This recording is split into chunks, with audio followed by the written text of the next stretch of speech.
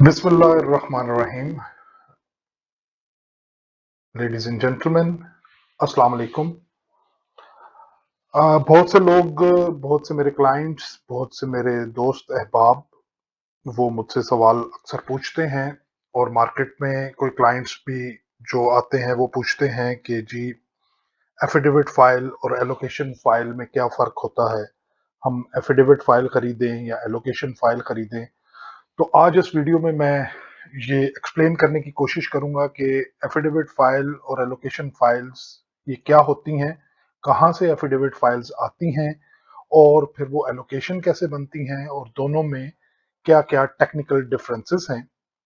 और इसमें मैं पहले जो चीज़ आपको बताना चाहूँगा वो ये है कि एफिडेविट फाइल्स और एलोकेशन फाइल्स की कोनोटेशन, टर्मिनोलॉजी जो है वो सिर्फ़ और सिर्फ़ डीएचए जो हैं, DHA different, for example DHA Karachi, Lahore, Islamabad, Gujranwala, Multan, Peshawar, Bahawalpur and Quetta. अभी डीएचए फैसलाबाद भी आ रहा है, वो कब आ रहा है उसके ऊपर एक अलग से वीडियो बनाएँगे। तो ये जो टर्मिनोलॉजीज़ हैं, ये डीएचए में इस्तेमाल होती हैं। इस वजह से मैं इसको, आप ये ज़हन में रखें कि सिर्फ़ डीएचए से रिलेटेड ये वीडियो है। तो लेट्स मूव अहेड। सबसे पहले तो हमें कॉन्सेप्ट समझने की ज़रूरत है कि ये एफ़िडेविट फाइल्स कहाँ से आती हैं, क्यों आती हैं और फिर आगे एलोकेशन कैसे बनती हैं और फिर आगे वो प्लॉट में कैसे कन्वर्ट होती हैं। तो सबसे पहले तो ये है कि डीएचए ये डिसाइड करता है कि मुझे ये स्पेसिफिक एरिया जो है वो चाहिए। अब वो क्यों चाहिए? वो उसकी 3 वजूहात हो सकती हैं। नंबर 1 कि गवर्नमेंट ऑफ पाकिस्तान के अंडर आर्मी ने डिसाइड किया for the welfare of its troops, जिसमें ऑफिसर्स और जेसीओज, एनसीओज सब शामिल हैं, चाहे वो मर्द हों, चाहे वो औरत हों। तो उनके लिए, उनकी वेलफेयर के लिए ये डीएचए है।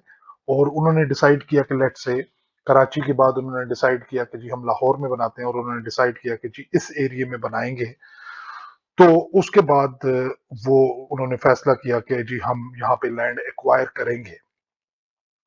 तो फर्स्ट ऑफ ऑल तो इसका रीजन ये है कि एक नया डीएचए बनाना है। जैसे डीएचए गुजरांवाला, मुल्तान, इस्लामाबाद, कोयटा, पेशावर वगैरह बने after DHA Lahore and Karachi. तो एक तो रीजन ये है। दूसरा रीजन ये हो सकता है कि डीएचए पहले से एग्जिस्ट कर रहा है और उसने फैसला किया है एक और फेज बनाने का। जैसे डीएचए लाहौर में जो लेटेस्ट फेज ऑन ग्राउंड मौजूद है वो है डीएचए फेज 9। या फिर एक और चीज मैं यहाँ पे आपको ये बताता चलूं कि यहाँ पे इस प्रेजेंटेशन में जो मैंने 2-4 स्लाइडों में नक्शे इस्तेमाल किए हैं, इनका रियलिटी से कोई ताल्लुक नहीं है। ऑन ग्राउंड फेजेस और डीएचए की बाउंड्रीज और उनकी लिमिट्स डिफरेंट हो सकती हैं और डीएचए की फ्यूचर प्लानिंग का भी इससे कोई ताल्लुक नहीं है। मैंने सिर्फ आपको एक्सप्लेन करने के लिए ये बताया है कि इस ऊपर मैंने मार्क भी इसीलिए किया हुआ है कि इस प्रेजेंटेशन के अंदर, इस वीडियो के अंदर जो कुछ मैंने बताया है उसका एक्चुअल ऑन ग्राउंड डीएचए की बाउंड्रीज और फ्यूचर प्लानिंग से कोई ताल्लुक नहीं है। तो 2 चीज़ें मैंने आपको बता दी, एक नया डीएचए बनना है या डीएचए का कोई फ़ेज़ एक्सटेंड करना है और कोई नया फ़ेज़ बनाना है। तो ये 3 रीज़न्स हो सकते हैं।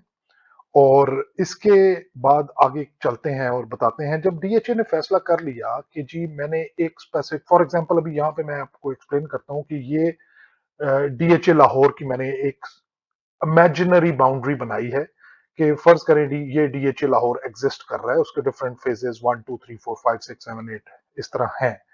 और यहाँ पे ये डीएचए फेज 9 की एक इमेजिनरी बाउंड्री मैंने बनाई है कि यहाँ पे डीएचए फेज 9 है और डीएचए लाहौर ने ये फैसला किया कि अभी वो डीएचए फेज 9 को एक्सटेंड करना चाहते हैं या एक नया फेज बनाना चाहते हैं। तो उन्होंने फैसला किया कि ये जो एरिया मैंने रेड में मार्क किया है, ये देखें, ये ग्रीन में मैंने एक शो करने की कोशिश की है कि डीएचए लाहौर है। ये जो थोड़ा-सा आपको ब्लूइश सा एरिया नज़र आ रहा है, ये डीएचए फेज़ 9 है और इसके साथ का ये जो एरिया है, ये वाला एरिया, यहाँ पे लेट्स से हम ये एक एग्ज़ाम्पल के तौर पे सपोज़ कर रहे हैं कि डीएचए ने फैसला किया कि मुझे ये लैंड एक्वायर करनी है और यहाँ पे मैं अपना एक नया फेज बनाऊंगा या डीएचए फेज 9 को एक्सटेंड करूंगा।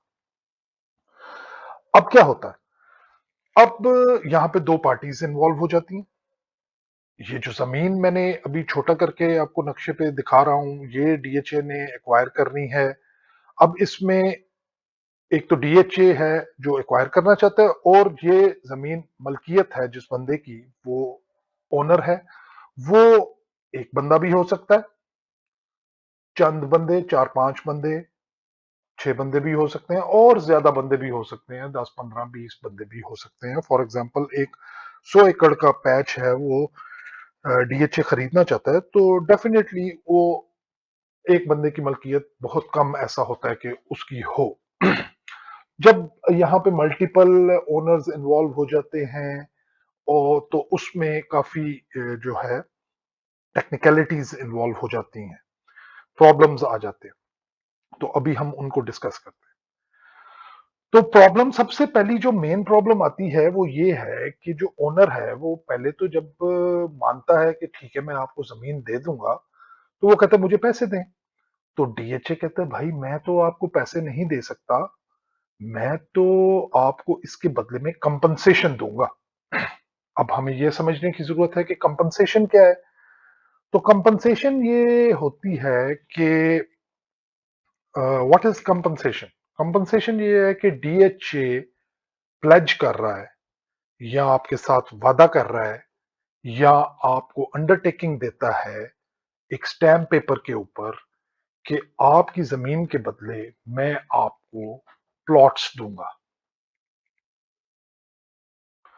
अब वो जो वादा, अंडरटेकिंग या प्रॉमिस कर रहा है, प्लेज कर रहा है, वो स्टैम्प पेपर के ऊपर कर रहा है। और वो जो आपको प्लॉट दे रहा है आपकी जमीन के बदले में, इसमें ये चीज मैं हाईलाइट करता जाऊं कि वो कितनी जमीन के बदले कितने प्लॉट्स देगा, इस चीज को हम अभी डिस्कस नहीं करेंगे। ये एक टोटली डिफरेंट सब्जेक्ट है। फ्रॉम टाइम टू टाइम इसमें चेंजेस आती रहती हैं, from land to land, area to area इसमें चेंजेस आती रहती हैं। तो इस वजह से हम इसको डिस्कस नहीं करेंगे। तो वो जो डीएचए अपना प्रॉमिस दे रहा है, एक स्टैम्प पेपर के ऊपर आपको लिख कर दे रहा है, उसको कहते हैं एफिडेविट फाइल, और उसका रिकॉर्ड डीएचए के अंदर रखा जाता है। तो ये जो डीएचए प्लेज कर रहा है, वादा कर रहा है कि जी मैं आपको आपकी जमीन के बदले प्लॉट दूंगा, इसको हम एफिडेविट फाइल कहते हैं। अब ये तो चीज मैंने आपको बता दी कि डीएचए जो है, ओनर कहता है मुझे पैसे दो, डीएचए कहता है मैं पैसे नहीं दे सकता, मैं आपको प्लॉट देता हूं, उसके बदले में मैं आपको वादा करता हूं, एफिडेविट देता हूं जो स्टैम्प पेपर पे होगा। लेकिन ओनर कहता है मुझे तो चाहिए पैसे, बिकॉज मैं जिस जमीन पे रह रहा हूं वहां पे मेरा घर है, आप मुझे पैसे देंगे तो मैं कहीं और घर खरीदूंगा। जिस जमीन को मैं आपको दे रहा हूं वहां पे मेरी फसल उगती है, वहीं से मेरा जो है वो खर्चा चलता है। तो अगर मैं जमीन आपको दे दूंगा, तो इसलिए वो कहते हैं मुझे मेरी जमीन के बदले में पैसे चाहिए। तो डीएचए पैसे दे नहीं सकता, तो वो क्या करता है कि ये तो एक प्रॉब्लम मैंने आपको बताई। इसके अलावा जो प्रॉब्लम्स हैं वो ये हैं कि डीएचए जो है वो चाहता है कि जी जो भी लैंड वो खरीदे उसकी प्रॉपर डॉक्यूमेंटेशन हो। और आपको पता है कि जमीन की डॉक्यूमेंटेशन एक लेबोरियस काम है। उसके लिए डिफरेंट इंडिविजुअल्स, पटवारी हैं, रेवेन्यू ऑफिस है, और अदालतें कहीं पे इन्वॉल्व हो जाती हैं, कोर्ट केसेस इन्वॉल्व हो जाते हैं, इनहेरिटेंस के प्रॉब्लम्स होते हैं, डिफरेंट डिपार्टमेंट्स है। तो ये एक बहुत लेबोरियस काम है। तो डीएचए कहते हैं ये कैसे होगा। तो दूसरा, उसके बाद ये सब डॉक्यूमेंटेशन जब हो जाएगी, तो डीएचए चाहता है कि मुझे उस लैंड की पोजेशन मिल जाए, कब्जा मिल जाए। जब मैं उसके बदले में कंपनसेशन दे दूंगा तो जमीन मुझे मिल जानी चाहिए। लेकिन ये सारे काम कौन करेगा, क्योंकि डीएचए अगर इन सारे कामों में इन्वॉल्व हो जाए तो वो तो कभी भी इनको कंप्लीट नहीं कर पाएगा। ऑल्दो कि डीएचए ने अपनी सेपरेट ब्रांचेस इन कामों के लिए बनाई हुई हैं, लेकिन फिर भी कोर्ट कचहरियों के चक्कर, पटवारियों के चक्कर, फर्दें इकट्ठी करना, और फिर उनकी पूरी एक ट्रेल जो है उसको क्लियर करना, जिसको ड्यू डिलिजेंस कहते हैं, आई थिंक इसमें लीगल टर्मिनोलॉजीज में, तो ये सब कौन करेगा? तो उसके लिए फिर एक बहुत इंपॉर्टेंट इंडिविजुअल सीगा, जिसको इन्वेस्टर कहते हैं, वो आता है। मतलब he comes into the play, and वो क्या करता है कि वो डीएचए और ओनर के दरमियान जितने भी प्रॉब्लम्स हैं, प्रॉब्लम्स मैं आपको बता चुका हूं कि ओनर को चाहिए पैसे, डीएचए को चाहिए जमीन, डीएचए को चाहिए डॉक्यूमेंटेशन, वो सारी चीजें, और डीएचए को चाहिए क्लीन पोजेशन, वो करता है इन्वेस्टर। अब फाइनल रिजल्ट क्या होता है? वो रिजल्ट ये होता है कि ओनर जो है उसको पैसे मिल जाते हैं जो इन्वेस्टर देता है डीएचए के बिहाफ पे।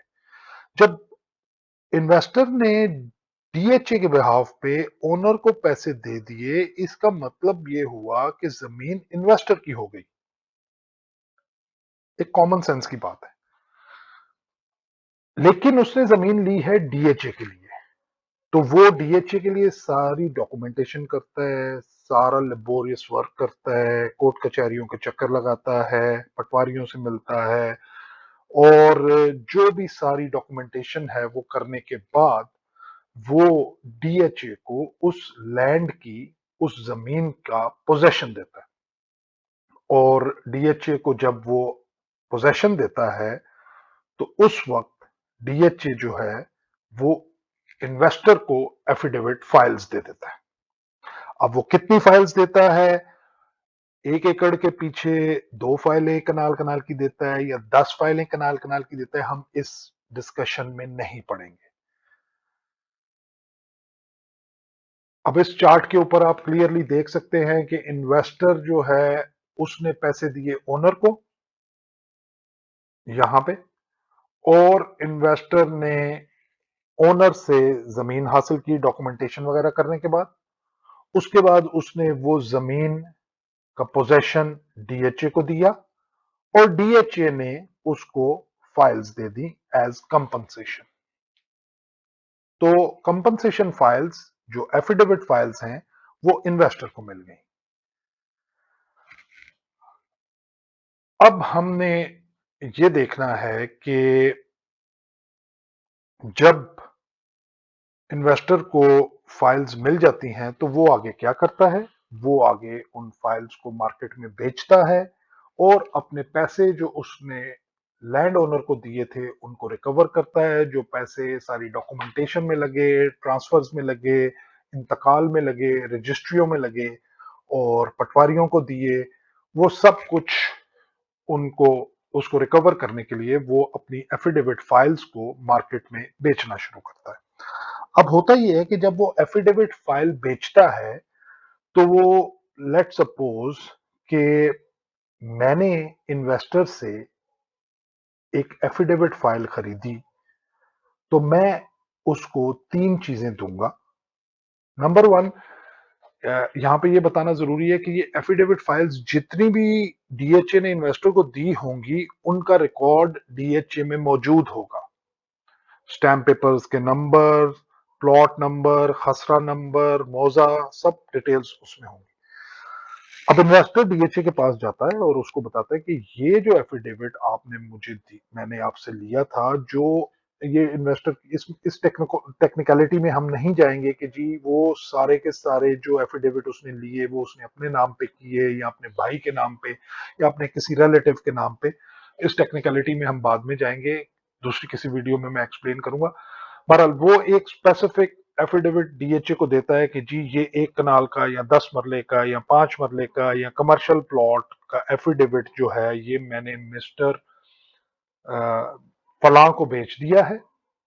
उनकी प्रोसेसिंग फीस जो 10 से 20 हजार के दरमियान होती है, depending on size of the plot, depending कि वो कौन से डीएचए में है, किस कैटेगरी का है, वो फीस जो है वो डीएचए में जमा करवाता है। जो बायर होता है उसके शनाख्ती कार्ड की कॉपी जमा कराता है और उसकी तस्वीरें जमा करवाता है। तो डीएचए क्या करता है कि तकरीबन 1 से 2 हफ्ते 3 हफ्ते भी लग सकते हैं। उसमें वो जो बायर जिसने खरीदा है, फर्ज करें मैंने खरीदा है, तो मेरा सीएनआईसी की कॉपी और मेरी तस्वीरें और फीस जमा हो गई है डीएचए के पास, तो वो मेरे नाम का एलोकेशन लेटर प्रिंट करेंगे और वो एलोकेशन लेटर सिर्फ और सिर्फ बायर खुद जाके उधर से कलेक्ट करेगा, अपना बायोमेट्रिक करवाएगा, अपनी आइडेंटिटी उधर प्रूव करेगा कि जी ये मेरा एलोकेशन है, वो उसको मिल जाएगा। अब हम यहाँ पे थोड़ी सी आई होप कि आपको सारी इसमें चीजें समझ आ गई होंगी, लेकिन ये इतना बड़ा सब्जेक्ट है कि इसके ऊपर क्वेश्चंस खत्म नहीं होते, लेकिन मैं इन दिस शॉर्ट वीडियो जो कुछ आपको एक्सप्लेन कर सकता हूँ वो मैं कर रहा हूँ। अभी हम आते हैं थोड़ी सी टेक्निकल डिफरेंसेस के, एफिडेविट और एलोकेशन में क्या टेक्निकल डिफरेंसेस होते हैं। तो सबसे पहले ये तो प्रोसेसिंग फीस है। एफिडेविट जो है उसके ऊपर प्रोसेसिंग फीस लगती है और एलोकेशन के ऊपर प्रोसेसिंग फीस नहीं लगती, उसके ऊपर ट्रांसफर फीस लगती है। ठीक है, तो होता यह है कि जब एफिडेविट इन्वेस्टर ने एक दफा डीएचए में बता दिया, पैसे जमा करवा दिए, आईडी कार्ड की कॉपी जमा करवा दी, तस्वीर दे दी और वो एलोकेशन मेरे नाम का बन गया, तो अब वो एलोकेशन फाइल बन गई और allocation file is just like a plot. ठीक, थोड़ा आगे चलेंगे तो इसको मैं और भी एक्सप्लेन करूंगा कि जो एफिडेविट फाइल है उसके ऊपर स्टैंप ड्यूटी जो है वो एप्लीकेबल नहीं होती, एलोकेशन के ऊपर एप्लीकेबल होती है। स्टैंप ड्यूटी क्या चीज है वो मैं आपको बाद में एक्सप्लेन करूंगा। अ, इसके ऊपर स्टैंप ड्यूटी इसलिए एप्लीकेबल होती है क्योंकि एलोकेशन फाइल जो है वो it is just like a plot, उसके ऊपर प्लॉट नंबर नहीं लगा हुआ कि ये सेक्टर फलां का या फेज फलां का प्लॉट नंबर फलां है, otherwise it is just like a plot. उसके बाद कैपिटल वैल्यू टैक्स है सीवीटी, जो एफिडेविट के ऊपर एप्लीकेबल नहीं होता, एलोकेशन के ऊपर होता है।